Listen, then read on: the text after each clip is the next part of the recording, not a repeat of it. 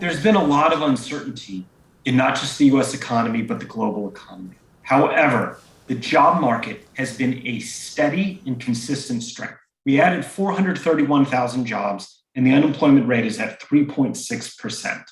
That's really, really, really good. So, labor force participation in the employment population ratio have increased as we've recovered from the pandemic. We're about 1.6 million jobs shy of where we were before the pandemic started. So at the current gains, we're likely going to meet that in the middle of this year. But the question is, how many more Americans can we get working? How much further can we push up that rate to levels we haven't seen since around 1999 or 2000? Because we really didn't recover fully by those measures from the Great Recession more than a decade ago. Americans have felt worse about the economy, even as the job market has improved.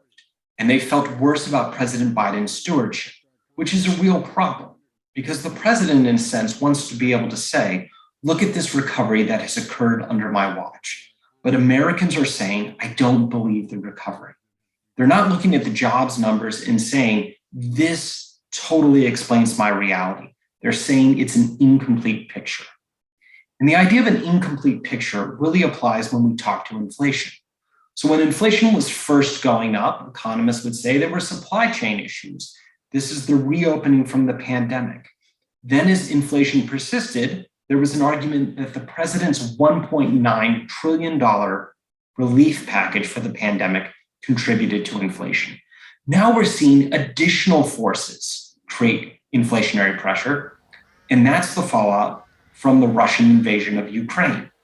So the idea that there's only one thing that can drive the economy or drive economic forces like jobs and inflation just isn't true. It can change over time.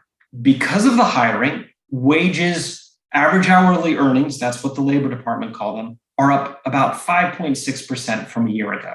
That's really good. That's really strong. But wages aren't rising as fast as inflation. So that means that a lot of Americans feel like they're falling behind, even if they're getting further ahead.